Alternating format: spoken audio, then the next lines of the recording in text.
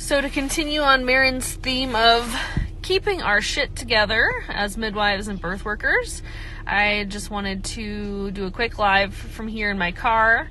It's snowing outside quite a lot and windy, but nonetheless, I'm escaping for the afternoon. So I just wanted to talk just for a second about schedules and taking time for ourselves. I have 2 kids, right? I have a 5-year-old and a 6-month-old, and the first time around, I very much somehow got the notion that being a mom, being a good mom, being an attached mom meant pretty much never having time apart from my daughter. And I don't know where I got that idea, and I know I'm not one of the only people that has had that idea, especially with a first baby.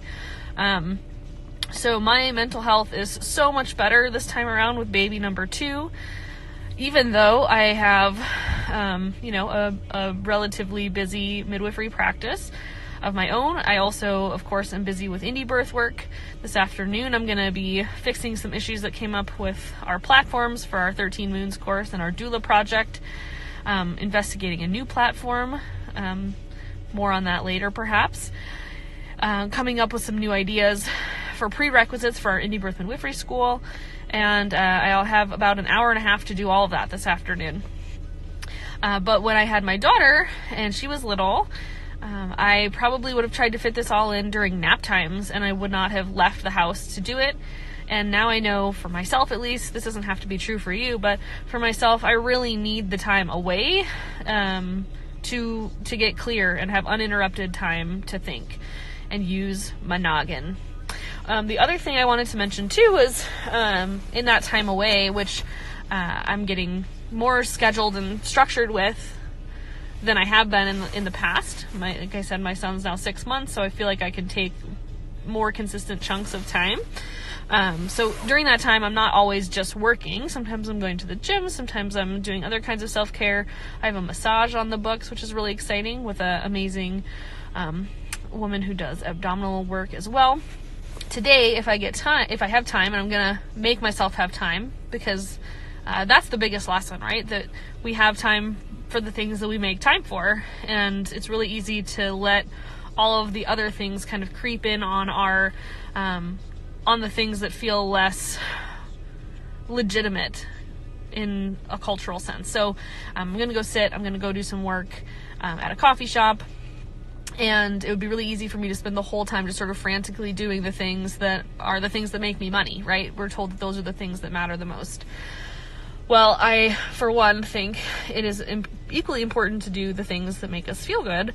And the better we feel, often the more capacity we have and the more energy and passion we have for the things that are making us money if we're kind of on the entrepreneur track. So the other thing I'm going to do is sit with the Desire Map for a little bit. This is a workbook from Danielle Laporte, and Maryn and I both love her. Maryn reminded me again of her recently and her work. It's something that we have students do in the doula project. It's something we have our midwifery school students do in our business course that we've designed for birth workers. And it's something that I've done before, but I have usually just kind of printed it out and worked on it here and there. So I actually ordered 3 copies of hard copies because I knew I'd be more likely to take it seriously and actually sit down and work with it from front to back if I had an official looking version. So this is one of the things that I do to keep my shit together, is just, really reassessing what's most important to me and asking myself the questions that are in this, and then of course, on my own less formally as well. But what am I trying to create? What kind of goals do I need to set in order to feel the way I want to feel in my life? And so it's something I do regularly, and it's something that feels really good this time of year, I think, to sort of just go into reflection mode about. Yesterday was the new moon in Sagittarius, if I'm getting that right. I'm not the biggest astrology buff, but I believe Maryn and I both have our moons in Sagittarius, so that's kind of cool.